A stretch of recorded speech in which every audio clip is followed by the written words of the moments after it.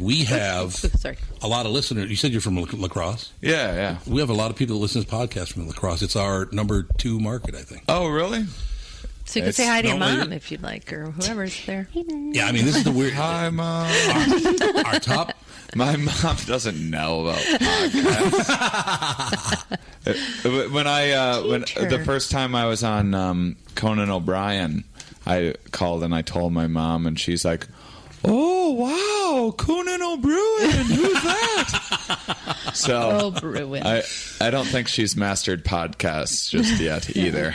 After Minneapolis, St. Paul, our next 5 markets are Chicago, then La Crosse, Washington D.C., L.A., and New York. Oh, wow. It's bizarre. It's like La Crosse. There's just a lot of people in La Crosse that listen to the podcast. That's awesome. It is. Well, it's your hometown. It's a wonderful thing. You must. You should call it a podcast for drunks. That's who it's clearly appealing Reel to. them in. Hey.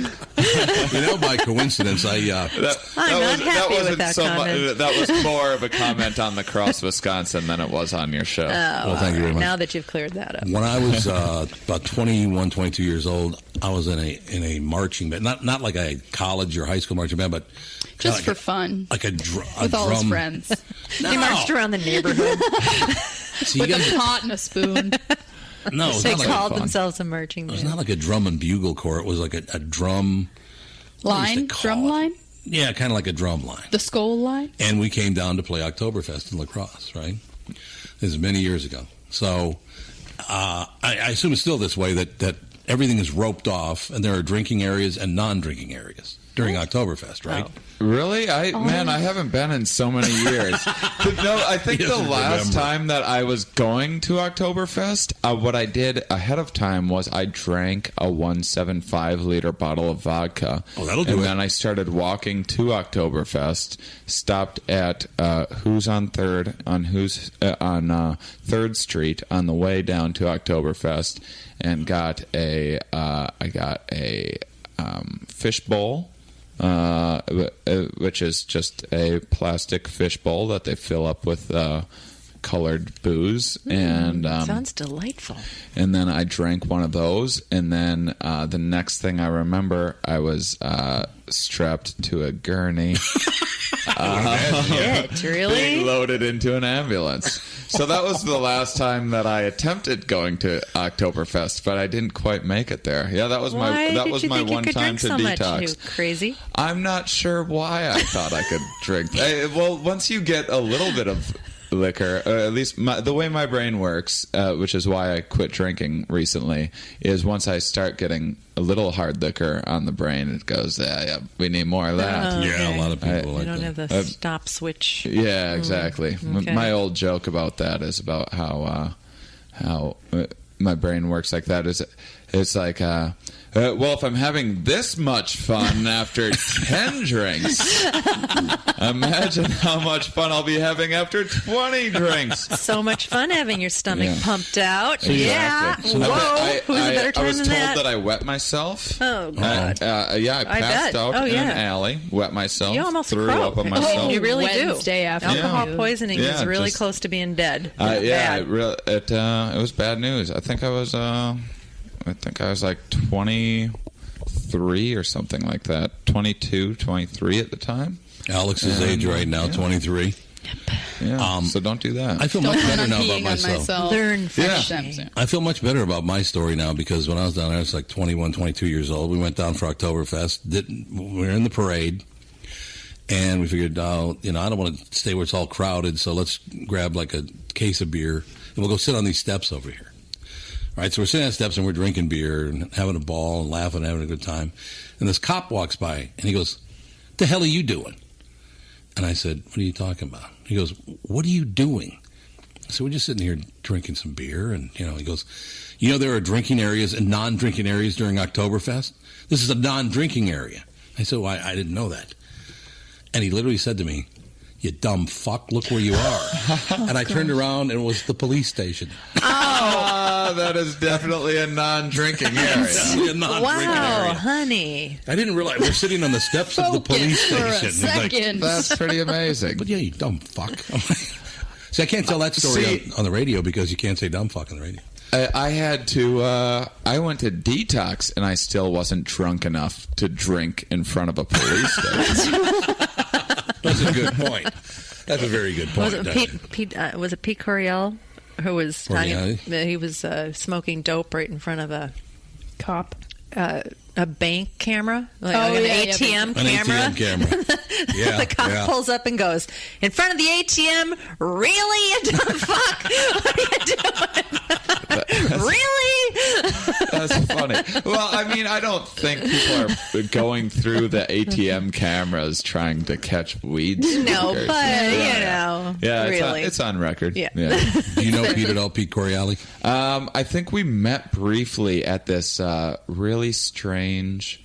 It was a music festival called Bamboozle in New Jersey years ago. That would make sense. And it was so strange. I think we said hi to one another briefly, but there's so many comics and everyone was kind of in and out, and it was one of those things. It was a music festival where they tried to have a stage just for comedy, and they'd also have bands in between, but all the music is bleeding out from everywhere else. So you're like yelling at the audience, and no one's there to see comedy, and it's a real strange setup. As long as you Never got a understood paycheck. those festivals where they have, okay, you're the Schlitz stage, and then over here you're the McDonald's, and all this music is like banging into each other. I know. It's like horrible. I know, it's annoying. I don't get that at all. I have been to somewhere it's run a little better, and they'll put up like a tent or whatever. Yeah. I went to this when I was in Austin. I went to one. It was called Art Outside, a festival, and it was like in this farm, like a couple hours from Austin. It was like so poorly attended, but they had all this great stuff there, and there's all these bands and everything going on, but like no one was there.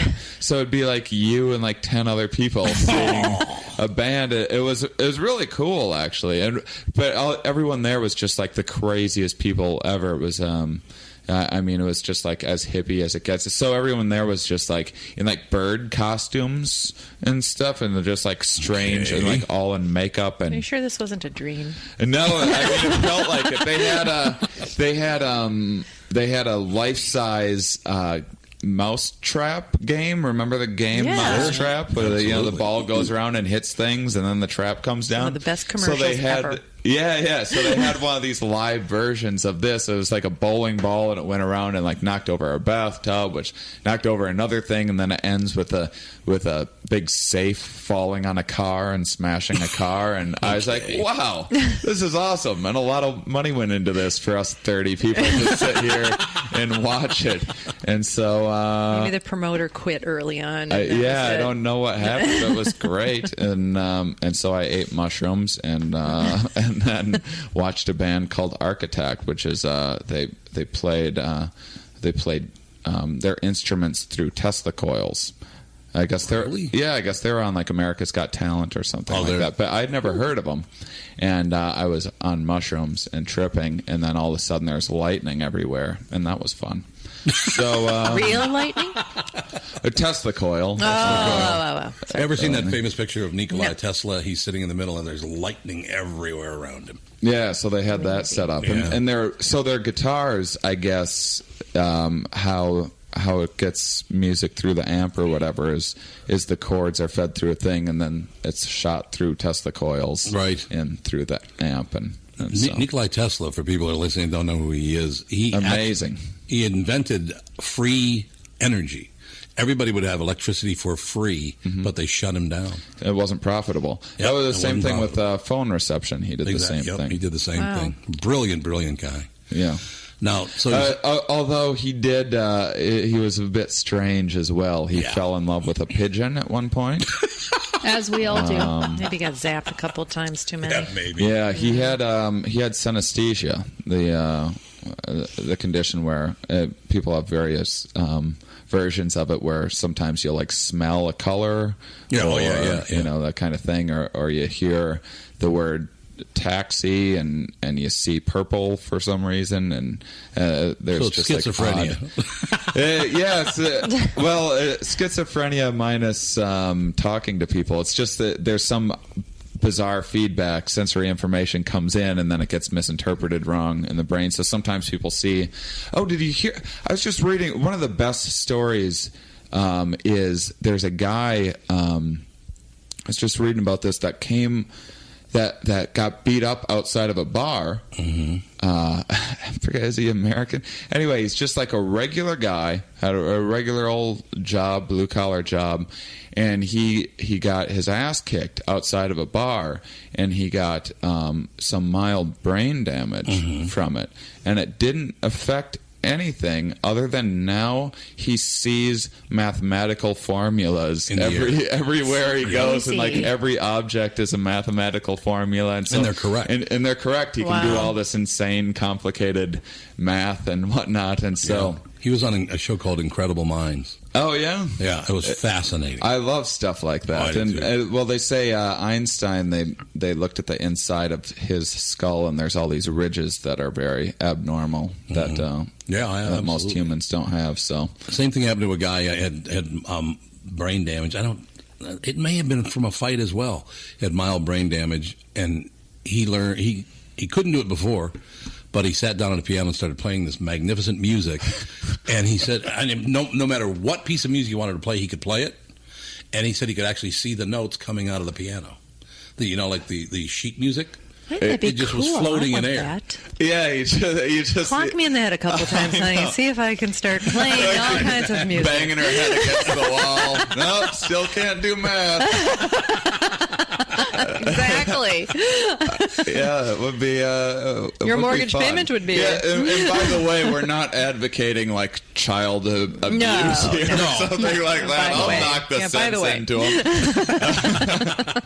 No, you said you stopped drinking a few months ago. Yeah. I quit smoking, which I'm more proud of. Like in last March. Yeah, cigarettes. I smoke weed here and there. A little bit. Gee, how'd I guess that? Yeah, good guess. lucky guess. Was it the mushroom story? No, I'll tell you what it was. It was this. It was the smell. I stopped drinking a few months ago. That's when you said it, like, I stopped drinking a few months ago. Had a little smile on your face. Yeah. I don't smoke that much. Well, I guess it depends on what you consider that much. I smoke 3 times a day. I smoke like once a week or so. I find marijuana to be somewhat boring. I used to. My girlfriend smokes a lot, so I just have a hit or two once in a while. Mm-hmm. But I used to deal marijuana in high school, and so I don't at think the that's time, legal in Wisconsin. No, it was not. I don't think they can arrest him retroactively. No, I think it's okay. He's in the clear. Yeah, I'm fine. The police department in La Crosse isn't the most effective unit, anyhow. They have the Tom Barnard stairway, though. I still have that from when I was sitting there. So I used to smoke like all day long, every day for like 2 or 3 years, and then one day I was like, I don't feel like doing this anymore. I didn't quit or anything. It just didn't seem appealing to me. I understand. And then so a couple of years went by, and now I just smoke like a few times a month or something like that. I heard yesterday that it's no longer Snoop Dogg; it's now Snoop Lion, right? Mm-hmm. Right. Oh, Jesus. Yeah, he you didn't changed know his that? name. Snoop Lion now. That actually happened, though? Yep. I remember... Yes. No, he that changed his wasn't name a to joke. Snoop Lion. And I learned yesterday. Which doesn't sound like tough to me. No. I think it's meant to Snoop sound Lion? tough, but it sounds cute to me. It's like, I'm Exactly. Snoop Bear. Yeah, it's like the Snoop Cutie Snoop. pals. There's Snoop Bear, Snoop Lion. Is that a Sharpie you have on the desk? Probably there? going for I a have more a youthful Sharpie, yes. Would you situation. hold up the Sharpie up. Oh, no, that's not even the right. Yeah, that's about the right size. They said that Snoop Lion smokes 10 blunts a day that are as big as that Sharpie. Oh, really? I thought he quit. No, apparently he's back Yeah, in. he did quit for a while. I think remember like hearing a about few that. years ago Yeah. or something. Oh, why would I be thinking he still quit if he's now like Rastafarian changing his name to Snoop Lion? Yeah, just quit weed and just happened to get into Rastafarian music at the same time. It all adds up. I have a friend, and I won't say his name because I had to finally take him aside and say, you need to stop doing that. You don't know what that means. What? Where are we? Sandy, this ties into Snoop I Lion. think you missed part of the story. No, Okay. it ties into Snoop Lion. Okay. But I have a friend who's not the hippest guy. He's a great guy, but he's not the hippest guy in the world, right? Right. So he saw this whole Snoop Lion deal that he changed his name to Snoop Lion and blah, blah. And he heard a couple of years ago, Snoop Dogg at the time, say, for shizzle, my nizzle, things like that. So he would go around to everybody and say, how you doing, my nizzle? Oh. And I said, My goodness. you need to... How old is he? He's like 50. Old enough to know better. Yeah, a 50-year-old man. I'm like, you know what that means? It's not to the point where it's like, oh, he doesn't know. It's so, I'm it's saying, so hey, how you doing, my nizzle? I'm like, I think you better stop saying that, man. Somebody's going to beat the piss out of you. But he had no idea what it meant. He just thought it was just a cute little, isn't Well, nizzle? nizzle, drizzle, it's like a children's rhyme. I have this friend, a comedian in Austin, Ramin Nazer, who's really funny, and he has a great joke. He's like, I had some people recently accusing me of being racist. Tell me if you think this is a racist thing. I really like Chinese food. I could eat it like every day, niggas.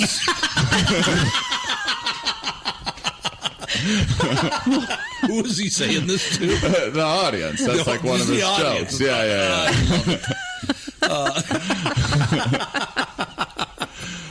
That's not a Hey, you could do a whole bit on that. Is this racist? Well, I can see why Building an expectation and then the surprise. Oh, comedy. The old Sarah Silverman. Yep. Sarah Silverman? Sarah's. Yeah, it's... What did she say? No, that's her whole thing That's is, her thing. ending a story with what you wouldn't expect. Oh, yeah, that's true. Yeah.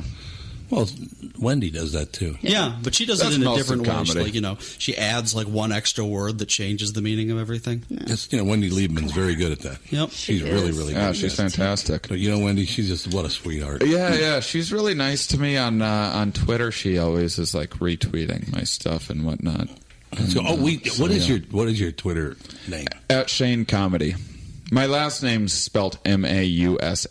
Yeah. So I always put like Shane Comedy in all my things just so people find it easier. And it's I don't know why. SHANE. I don't give people enough credit. I think people can sort it out through Google. No, They No. can't spell our name, so... No, Yeah, they cannot. yeah. They cannot figure it out. Well, So- it is a strange one because it's pronounced Mauss. But it looks like a lot. I hear a lot of like Mauss. Or, Mauss. Yeah. Mouse. That's German for mouse, Which is M-A-U-S. understandable. I'm terrible at pronouncing names. So How about what are they in Scotland? They look, it's Shane Mouse. It's like, no, I don't think Yes, they're in Moss. Scotland. He was talking about when he goes to Scotland. But I mean, it's Moss. keep up. It's not that hard. You Yeah. spell your first name S-H-A-N-E. Yeah. So it's at S-H-A-N-E comedy. Yep. All right, that's very important in this whole podcasting business because all your fans will then know that you were on this podcast and they'll listen. Yeah. So I plug it on here and mention you guys and all that And good stuff. And it's all it's fun. A little back scratching. A little back. It's a little back scratch. fun. That's the word I'm looking for. So you Searching. grew up. Actually, we met a few years ago. You probably don't remember that at the radio station. I'm sorry, I don't actually. Yeah, but that was because I know. It's when he was smoking I all bet day I was. My guess is if I was doing morning radio anytime 2 years ago, I would have been extremely hungover. Especially, Yes, you were. Because I mean, when I come through Minneapolis, it's often like a high school reunion for me. Right. With 'cause everybody's up here now. all these old high school friends and people like that. That I used to know, and they're all buying me drinks and whatnot. So this will be my first time doing the sober high school reunion thing. So that should be fun. What's Will really people great? show up, or are they going to be like, he doesn't drink? I He's don't like him boring. anymore. I'm not sure people know that I don't drink anymore. Well, they will now. So that's going to be a lot of, oh, no, I don't drink anymore. Thanks anyway for the drink. Because people get really weird about that. Have They you do. Have you noticed? That's why I had no friends in high school. A little bit. I mean, I think enough people know me and have seen me in the past where they're like, oh, that's a good decision. I support that. Oh, okay. All right. I don't. My problem was never like, oh, I need a drink. Like I never got hangovers. I never got withdrawal. I never got like shakes or anything like that. You got to drink a lot to get the shakes. Yeah. But I my problem is I can't stop once I start. So I might start with like a few beers or whatever, but then once I get that first shot in me, then I want as many shots as it takes to black out. Okay. So that was always my problem. So yeah. So anyone that's seen me black out, which is most people, be like, "Oh yeah, that's a really good decision." Because I've seen it and I've heard people. It's like, "Oh, he doesn't drink. I don't want to be around him. I don't trust him." People get really weird about it. Yeah, I won't get invited to any high school reunions because you don't drink that much. I don't really drink. I'm no fun. Talking to a friend of mine that was shooting a film. Yeah. And one of the executive producers came to watch the shooting for the day. And he was sitting at the table with his hands. I just have my hands flat on the table. And my friend looked over and noticed this guy's hands started going like this. Right? It was like flopping around. So my hand's now flopping around like a fish. And it kept getting worse and worse and worse. And finally the guy leaned over to my friend and said, "Could you have somebody go grab me like a 6-pack of beer?" I was getting the shakes. Oh, God. And it was like 10 o'clock in the morning. Yeah, that's brutal. Yeah, that is brutal. So that's why I didn't want to have like a rock bottom kind of thing happen. So I stopped while I was ahead. Smart man. And I moved to L.A. recently, and so you have to drive everywhere in L.A., so that can lead to problems.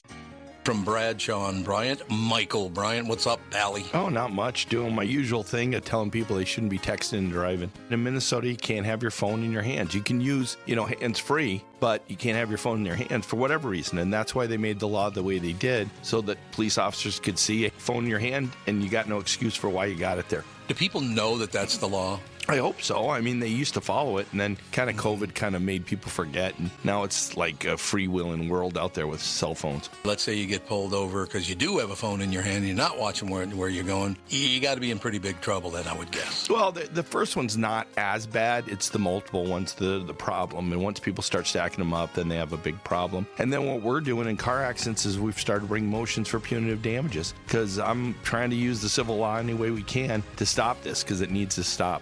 Whenever I'd had any problems in my life, who was that I called again? It was like an MB, something like that. Bradshaw and Bryant.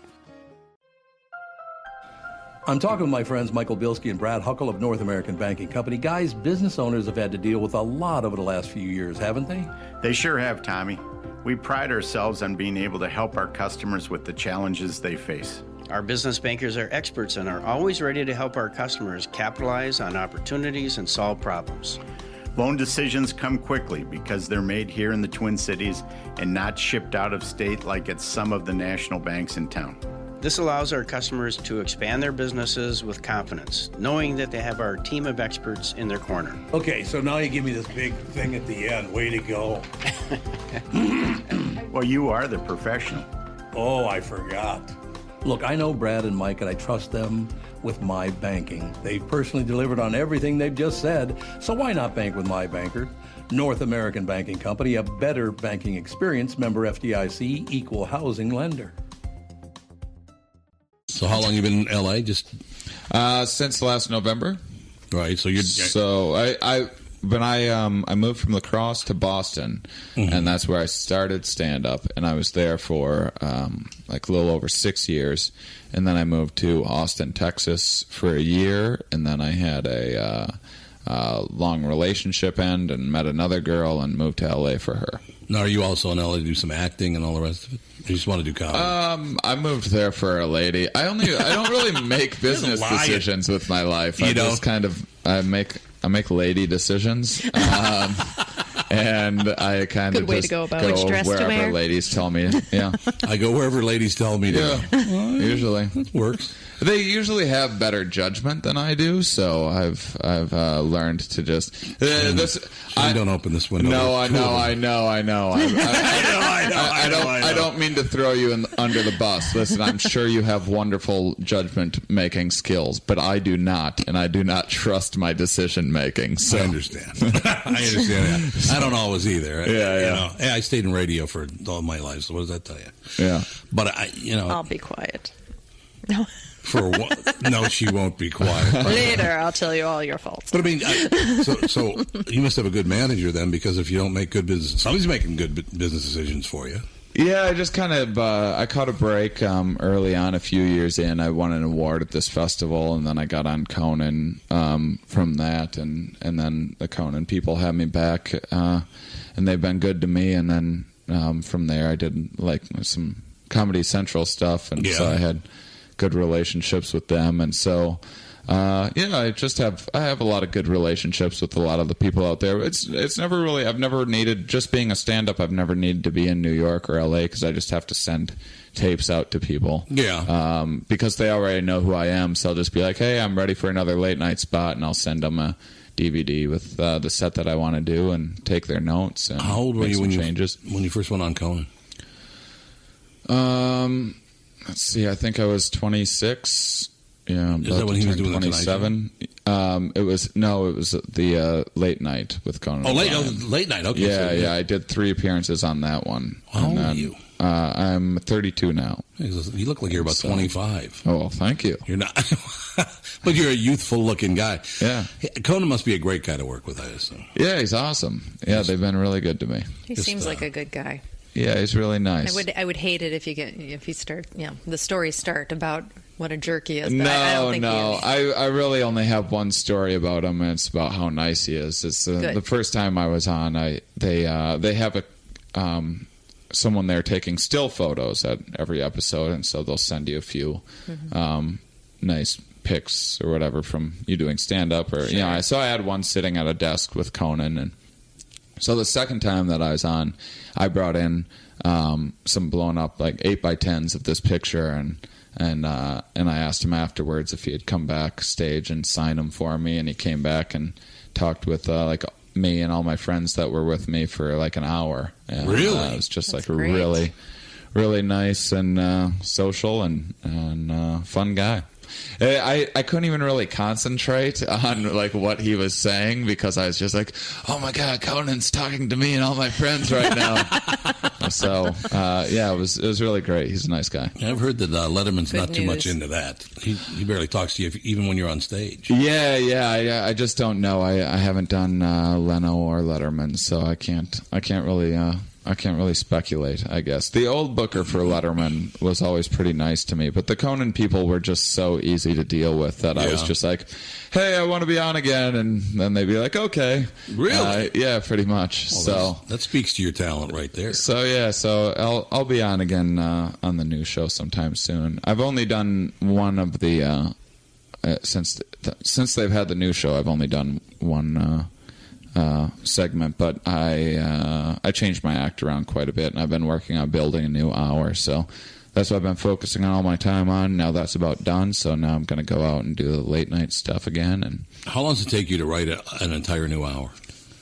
Well, I mean, if you come to see me at Acme, I'll have basically a new act every time that I'm through, but that's not there might be maybe 10 minutes out of an hour that I told in previous years, but once I start, but I do that a couple times. I get sick of my material really quickly, and so you tell a joke 100 times and you just get bored with it. Right. So many people keep doing the same thing for 50 years. It's like, God, get a new joke already. I can't do it. I just can't. And that new joke feeling is just my absolute favorite thing in comedy, when that new joke lands and hits and works the way that you want it to and everything. And so I'll usually what I do is I'll write an hour, I'll get it to work, and then I'll get rid of it and write a new hour and get it to work, and then I'll combine the two into the best of both of those. Yeah. And then and sometimes I'll do, for a while it was just too hard to keep everything straight. What I do is every other show I would do a different act, so that I could tell people, hey, if you want to come out to the late show on Friday and Saturday, I'll do a totally different act than what you just heard. But it was really hard to remember which jokes that I had used the time before and which I hadn't. And so that's basically my process. And then and so then, like right now, I would say within the next 3 months, I'd be ready to record an hour. So I just started sending out a tape for hopefully maybe doing something with Showtime or Comedy Central. And So that's my process, and I'm about ready to put something down permanently. A very funny thing happened this morning. Frank Caliendo was in this morning doing the podcast. Frank's in town. He's hilarious. Oh, he's just a wonderful so guy funny. too. But and Frank, if you've never been around Frank, he's just a sweetheart of a very nice man, just a great guy, very funny, very talented guy. But one of the guys from Acme was driving him around. Right? Yeah. And so he's in the car, and Frank says to him, "Which one's the guys that are pricks?" He goes, "What?" He goes, "The guys you drive around all the time. Who are the pricks?" The guy goes, "I don't know what you're talking about." He goes, "Oh, it got to be some pricks. Or who are the big pricks?" And you know what the kid says to me?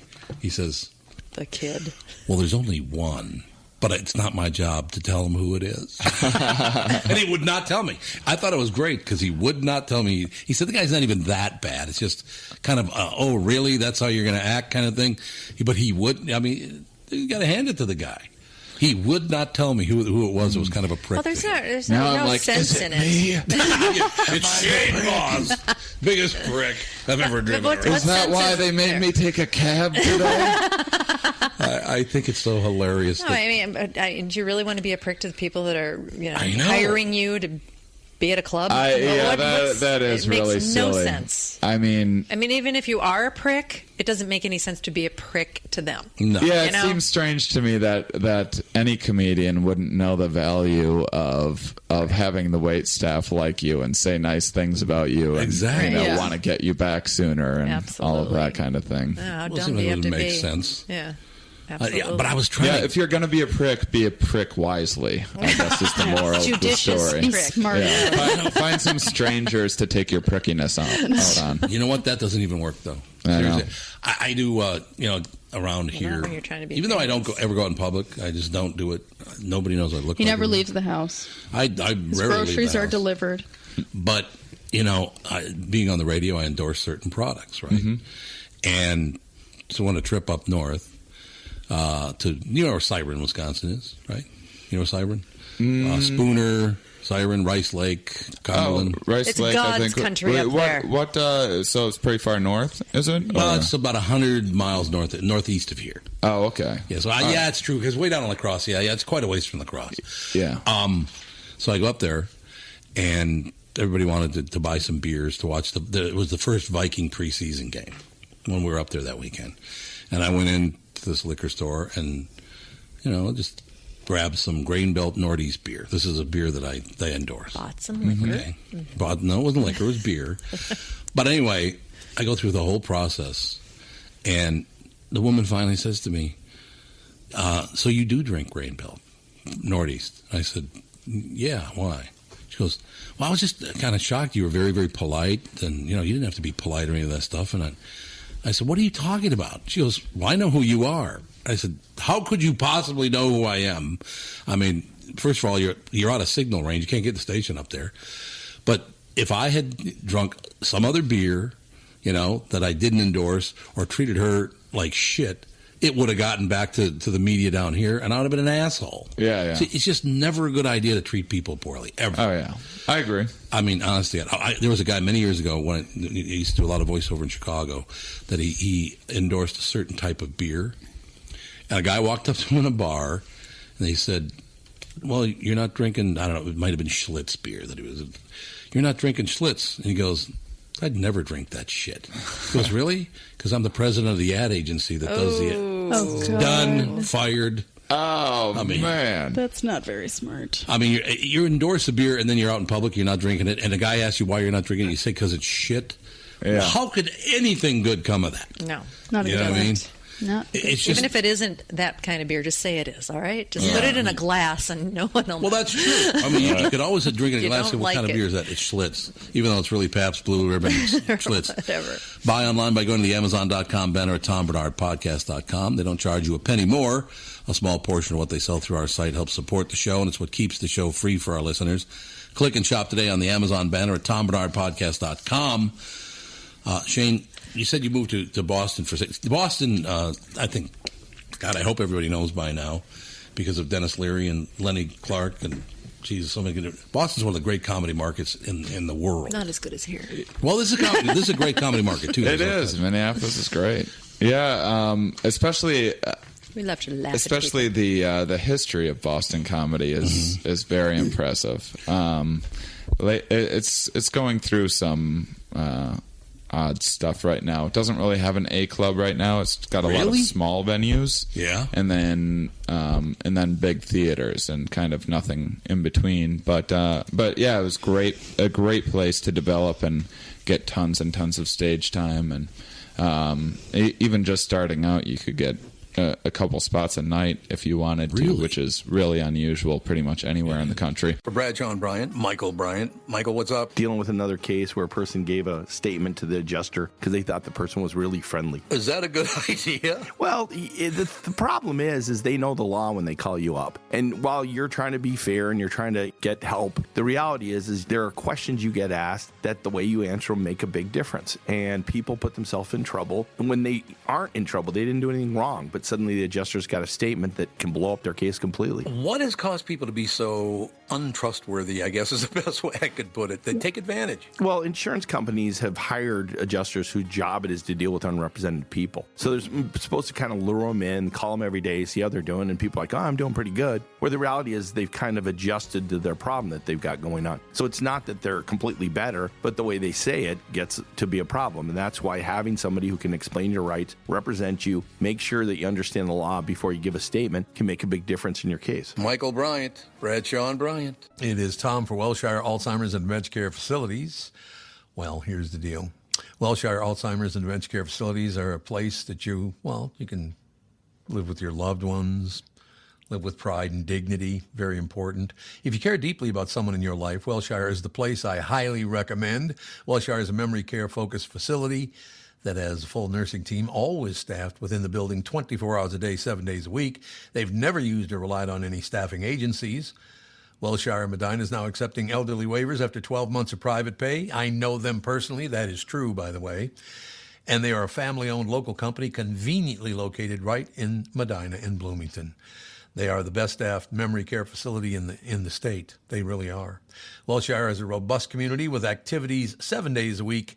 If your loved one is in need of a memory care facility, please get in touch with my friends at Wellshire. Set up a tour or learn more at wellshiremn.com. That's WEALSHIREMN.com. Family owned since 1933 in historic Northeast Minneapolis, serving steaks, prime ribs, chops, fresh fish, and seafood to generations of Minnesota. What are you talking about? You're talking about Jack's, of course. The holiday season is just around the corner, and there is no better time to celebrate at Jack's. Private company parties, traditional family dinners, old friends, even a date night after shopping. Jack's is extra special. Just before Thanksgiving, all the holiday lights and decorations will be in place, ready for your dining experience. Don't forget the special events coming up. That would be, ladies and gentlemen, Thanksgiving dinner, of course, breakfast with Santa on December 6th, 13th, and 20th, the holiday buffet brunch, that's on December 21st, New Year's Eve and New Year's Day celebrations, too. Visit jackscafe.com for all the latest updates and for making reservations. Now, I'm assuming it was a woman. There's a reason you chose Boston over anywhere else. No, actually, not in that case. I wanted to be. It was a stand-up, and I didn't really know how to get started. I didn't know where to go, and my plan was to go to New York or LA. I knew nothing about how to get started in the business. Right. And the idea of performing anywhere around that, like my family or friends could see me, was horrifying to me. Right. I understand. I can see that. Yeah. And so I had just an old buddy of mine that was moving to Boston to work at MIT, and I was like, oh, that's close enough to New York for now, and it's easier to move with somebody, so maybe I'll go out there and figure things out. And then it just happened to be an amazing place to start out, and was very welcoming to me, and all the comics were really supportive, and so it went great. So who'd you start with out there? I mean, the people that came up the same time you did. Well, the only one that anyone would probably know at all, because they come through Acme sometimes, is my good friend Mike Kaplan, who started a year or two before NYQ. me. Yeah, exactly. He was just here about 3 weeks ago. Oh, nice. Did you have him on? Oh, great. Absolutely we did. Yeah, he's probably my best friend in the business, probably. So we write a lot together and everything. And very smart guy. Yeah. Very, very really bright intelligent. Guy. Very, very funny guy as well. We just ate mushrooms together very recently. Speaking of mushrooms and Mike Kaplan. Is he going to appreciate that? Oh yeah, he's a big fan and promoter. I'm not endorsing mushrooms like Grain Belt or anything here. Take them at your own risk. But yeah. Anyway, well, going back to performing around your friends and family. Do you think it's not just the fact that it might be terrifying, but do you think you might get some feedback that wasn't so, it's like not true? It's like, yeah, you're killing it, you're so funny, and you're like really could suck, and you would never know because everyone's telling you how funny you are? I think that could be an issue, and I'm sure that it is for some people, but mostly, I've seen open mics where, there's a first timer that pretty much brought the entire crowd, right? Because no one really shows up other than comics, but now this first timer brought like 20 of his friends or whatever, so they're all there to see them, and they laugh at everything, right? Because they're being supportive. But that won't last for very long. They're not going to keep on coming out to every single show, and you'll learn in a hurry. But for me, it was mostly about I come from like a very practical minded kind of family and upbringing, and having big impractical dreams like that is kind of I was worried it would be discouraged against, and kind of you should go to school and do this and that like everyone's supposed to do, right? So that, and I just had bad stage fright to start out anyway, and so performing to a bunch of people that are never going to see me again was way more appealing to me than someone that's like going to remember that time that I bombed and wherever, and sorry. That's okay. It's a podcast. We can just keep talking. Starting out, someone stole it again. It's our fourth guest this day. No, no, honestly, you're not serious about that. What? No. Someone stole your credit card. No. American God. Express keeps calling me every time I order some crazy thing from Shanghai. My credit card won't work on iTunes. Maybe that's why. Thank God, the other one does.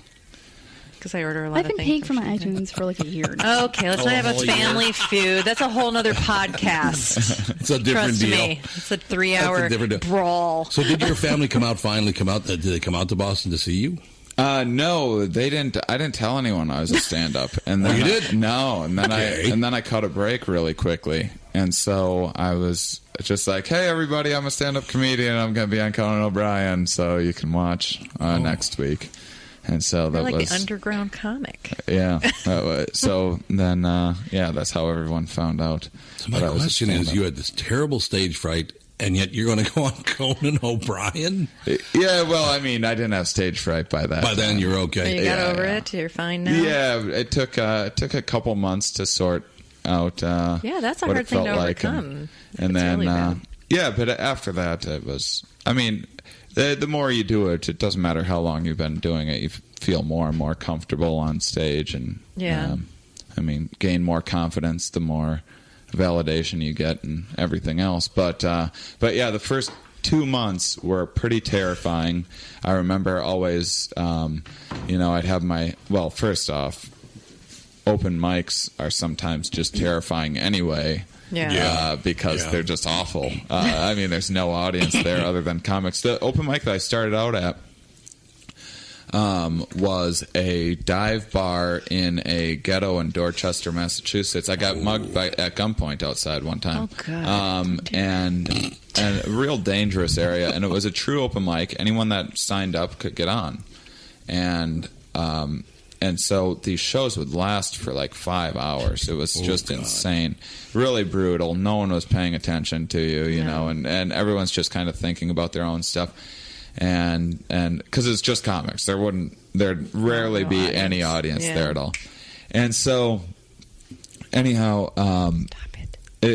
how they kept comics that had already been on there to keep them there and like being an audience and buying drinks and whatnot is they would give out pizza at the end of the night. They'd order pizza from next door, and if you stuck around for however many hours, you'd get a free couple slices of pizza or whatever if you had performed. So what would happen is all these homeless people would come in and sign up and do stand-up on this Oh my That was a crappy neighborhood. Yeah, Jeez. it was really strange. So that's where I started. So I mean, the stage fright wasn't like just coming out of nowhere. You know, it was. I mean, it was an odd situation to be in anyway. But yeah, when I started, I pretty much just read jokes off of a notepad. Jokes that I had written. I couldn't look out at the audience or anything, and then I did that for like 4 weeks, and I maybe get a chuckle here or there. And then someone was like, "Oh, you should try it without the notepad." I was like, "Yeah, maybe I will Crazy give that a idea. shot." And then it started working a little better. Yeah. And then I went to I did about 8 weeks of I did new stuff each week, and I'd have like one little thing that would go okay.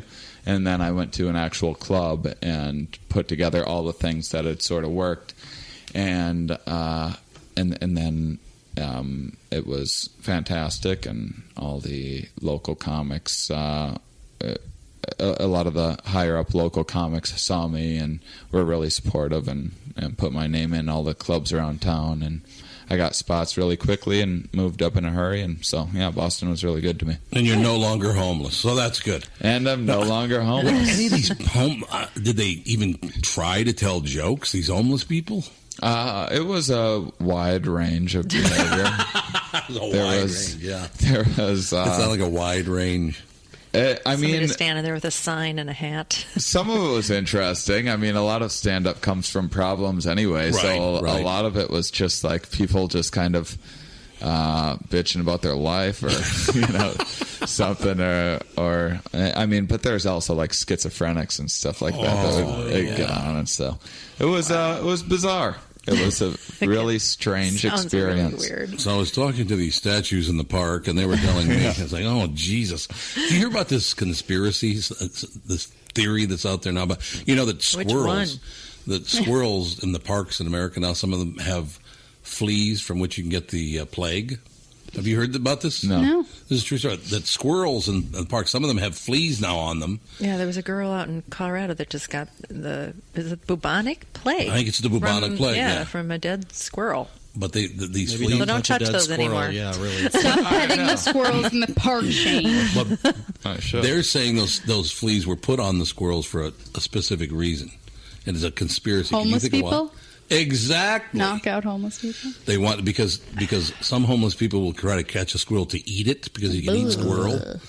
So they're saying there's a theory out there now that the CIA put those fleas on those squirrels to wipe out the homeless population of America. There's a lot easier ways to do that. Yeah, I mean.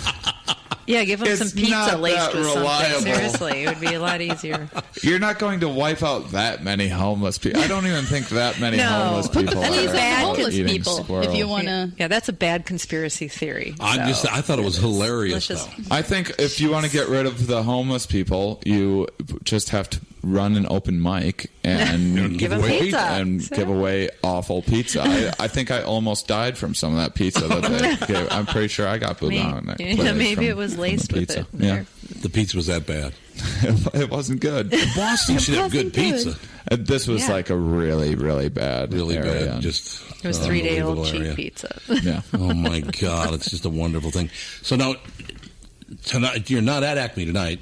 But No, I think I'm going to go and check out Frank. No, you actually. should. Frank Yeah, is Yeah. never absolutely. seen him. I've never seen him live. I've just heard his stuff on like satellite radio and whatnot. I've never even seen like a full set of his, so I'm really excited because the stuff that I have heard is absolutely hilarious. Yeah, so. you'll love him. He's an amazing guy. A portion of the profits of the Tom Barnard Podcast goes directly to the Smile Network. The Smile Network is a nonprofit organization that provides life-altering reconstructive surgeries and related healthcare services to impoverished children and young adults in developing countries. The Smile Network, together we are constructing lives one bright, smiling face at a time. So Shane Mauss is at Acme on Friday night and Saturday night. Yeah, two shows each night. 2 shows each night. They're at 7.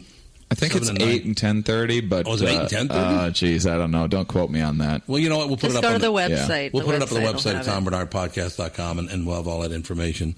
Say hello to Lewis Lee for me if you would. Will do. I appreciate it. This and we is already great. did the Twitter thing and the Facebook Yeah, so we do the thing. Twitter and Facebook thing. That's you tweet. So you tweet a lot, obviously.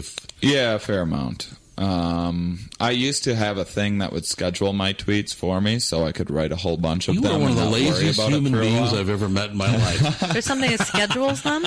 Yeah, so Oh, so I would use Hootsuite, and yeah. because so I would my goal was to put out like 5 jokes a day, but so some days I would I'd sit down on like a Monday or something like that, and I just put together 30 jokes for the next few days or whatever, and then sometimes it's like I'd have a joke about breakfast or something like that, so I would time it so that it would go off in the morning, and it gets more retweets that way. Or if I have a joke about drinking, put it late at night when people are going to be drunk and reading it, and so that kind of a thing.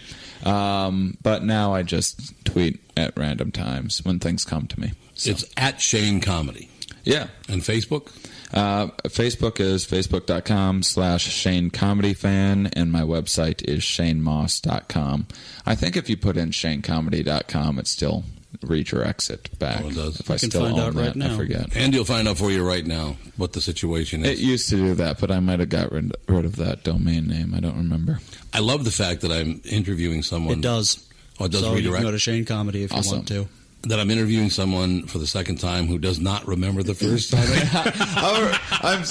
I feel great today. I'm not hungover. I'll definitely remember this. You look great. Everything went very, very well. I'm proud of you. Yeah, thanks. This is the first podcast I've ever done with a family, so that's going to be memorable. We got a lot of memorable things happening. With a family. You got the dog trying to ruin the podcast? Yeah. She's barking and growling at the door. Oh, is she? I didn't hear her. I was going to comment on one of my least favorite things about small dogs is the real loud yippy one. She's not No, she's yippy. got a husky So, bark. Yeah.